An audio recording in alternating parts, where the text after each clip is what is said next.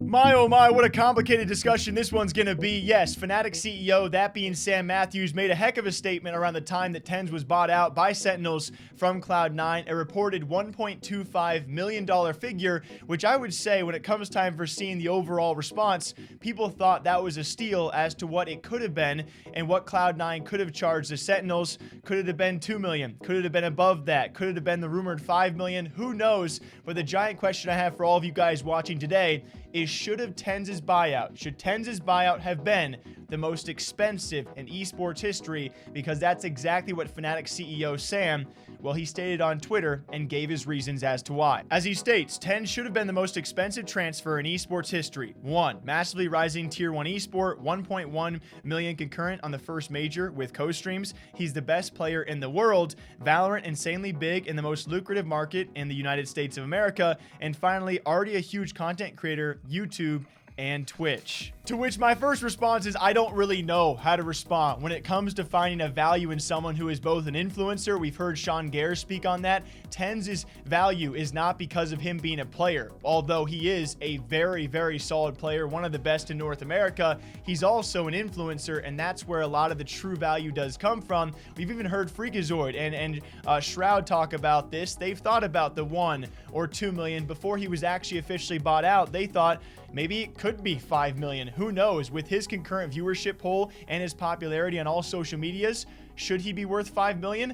I don't know, but it was a point of contention that they thought it was in the realm of possibilities. Like, yeah, especially if they win this, I feel like the better question is, do you think C9 lets him go at a fair price?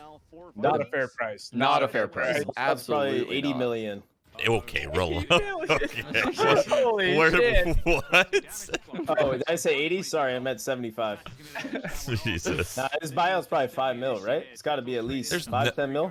Sentinels is not buying him out for 5 mil if it is. Okay, there's no way. Yeah, I know they're not going to. I'm just saying that's probably what his buyout's at.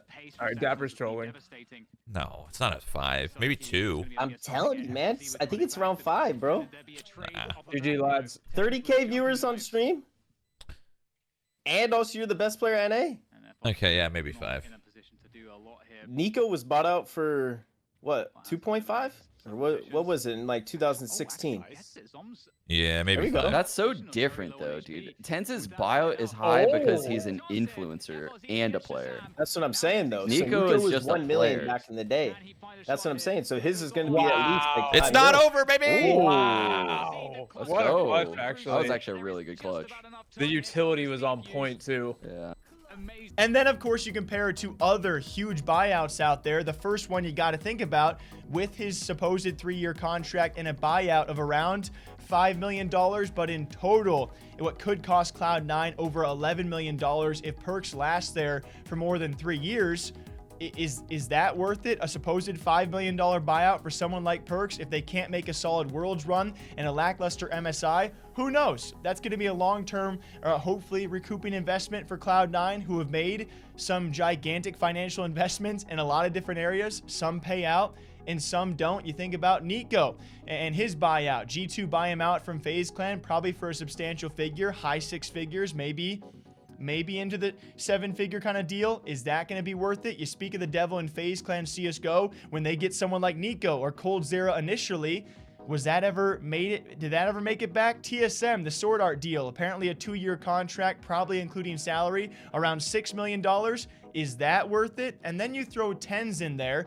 And this is where I kind of side with Sammy Boy over here. Should this have been the most expensive in esports history? I don't know. My one main counterpoint to all of that is, who knows what the future of Valorant's going to be. It seems pretty strong, right? But is there value, as much value for TenZ outside of a team other than Sentinels? Was that buying point only meant to be for Sentinels? Could he have fetched a price from anyone else above that? I don't know. I feel like we now all attach him to Sentinels, and that's where he picks up a lot of value. And then, of course, you add on the fact that he has the biggest following, I would say, active following of any Valorant star out there, concurrent viewership on Twitch, his viewership on YouTube, his Twitter engagement, so on and so forth, and what he has brought to Sentinels. And then you pair that with him being a knockout stellar player and a flawless run to win Iceland.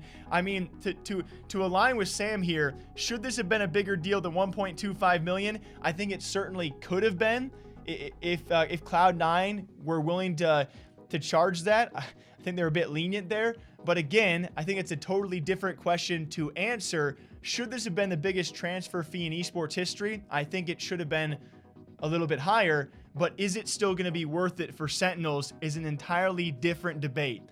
How often do we see teams make this much of an investment, and do we find out if it's actually been recouped or not? That's a big thing. This is still a lot of money for Sentinels to be paying. I think it's a good price for someone like TenZ, but can he actually return that value to them is a different question. So I ask you guys to end the video, do you think TenZ should have been the most expensive transfer in esports history? Possibly, yeah. Is he? No, surprisingly he was not. Did Sentinels get a good price? That's a totally different question we'll be asking ourselves for the coming years in Valorant. All right, till next time, take care of yourselves. Drink water, drink coffee. I'll catch you back here next time. Okay, bye.